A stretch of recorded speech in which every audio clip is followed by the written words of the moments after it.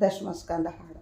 ನಂದ ಗೋಕುಲದೊಳು ಗೋಪಿ ಕಂದನೆಂದು ಮೋಹಿಸಲು ಮುಕುಂದನ ಪಾಡುತ್ತ ಬಂದಳು. ಹರುಷದಿಂದ ಬಂದ ಬ್ರಾಹ್ಮಣನ ಕಂಡು ವಂದಿಸಿ ಚರಣ ಕೆರಗಿ ಬೃಂದಾವನ ಸಾರಿಸಿ ಗೋವಿಂದನ ಕೆಳಗಿಳಿಸಿ ಬಂಗಾರದ ಕುಂಭದೊಳಗೆ ತಂದಳು ಗಂಗೆ ಉದಕವ.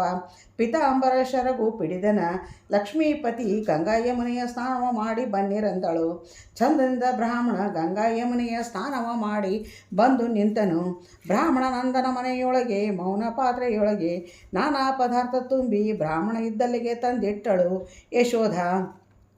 ಛಂದದಿಂದ ಬ್ರಾಹ್ಮಣ ಸ್ವಯಂ ಪಾಕವನ್ನೇ ಮಾಡಿ ದೇವರ ನೈವೇದ್ಯಕ್ಕೆ ಇಟ್ಟು ಕೃಷ್ಣಾರ್ಪಣ ಎಂದನು.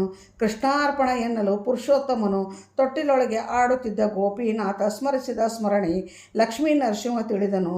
ತಿರುಗಿ ನೋಡಲು ಬ್ರಾಹ್ಮಣ ಸ್ವಯಂ ಪಾಕವನ್ನೇ ಮಾಡಿ ದೇವರ ನೈವೇದ್ಯಕ್ಕೆ ಇಟ್ಟು ಕೃಷ್ಣಾರ್ಪಣ ಎಂದನು. ಕೃಷ್ಣಾರ್ಪಣ ಎನ್ನಲು ಕಟ್ಟಿದ ಕಂಬದಿಂದ ಬಂದು ವಿಪ್ರನ ಅಡಿಗೆ ಮುಟ್ಟಿಕೊಂಡು ಭಕ್ತ ವತ್ಸಲ ಫುಲ್ಲವದನ ತನ್ನ ಮಗನು ಮುಟ್ಟಿದನೆಂದು ತಲ್ಲಣಿಸುತ್ತಿದ್ದ ಮನದೊಳು ತಪ್ಪಿಸುತ್ತಿದ್ದಳು. ಬ್ರಾಹ್ಮಣ ಮುಟ್ಟಿದ ಕ್ಷೋಭ ಬಾಹುದು ಎತ್ತ ಕಡೆಯಲ್ಲಿ ಇಟ್ಟು ಬರಲಿ ಕಳ್ಳಕೃಷ್ಣನ ನಂದ ಗೋಪನು ತಾನು ಕಂದನ ಬಗಲೊಳಗೆ ಎತ್ತಿಕೊಂಡು ಯಾರು ಬೈದರು ಹೇಳೇ ಎನ್ನುತ್ತಾ ಅನ್ಯಾಯವಿಲ್ಲದೆ ಅಮ್ಮನನ್ನು ಬಡಿದಳು. ಬಣ್ಣಿಸಿ ಹೇಳುತ್ತಾ ಸಣ್ಣ ಕೃಷ್ಣನು ಗೊಲ್ಲರ ಮಗನು ಮುಟ್ಟಿದನೆಂದು ತಲ್ಲಣಿಸುತ್ತಾ ಮನದೊಳು ಲಕ್ಷ್ಮೀ ವಲ್ಲಭನೆಂದು ತಿಳಿಯಲಿಲ್ಲ.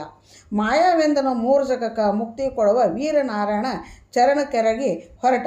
ಬ್ರಾಹ್ಮಣ ರಾಮಕೃಷ್ಣರ ಸ್ಮರಣೆ ಮಾಡುತ್ತಾ ದಶಮಸ್ಕಂದ ಭಾಗವತ ಶಿಶುವಿನ ಮಹಿಮಾ ತಿಳಿದವರೆಗೆ ಹುಸಿಯಲ ವೈಕುಂಠ ಪ್ರಾಪ್ತಿಯಾಗುವುದು. ಇತಿ ದಶಮಸ್ಕಂದ ಭಾಗವತ ಸಂಪೂರ್ಣ ಶ್ರೀಕೃಷ್ಣ ಅರ್ಪಣಮಸ್ತು.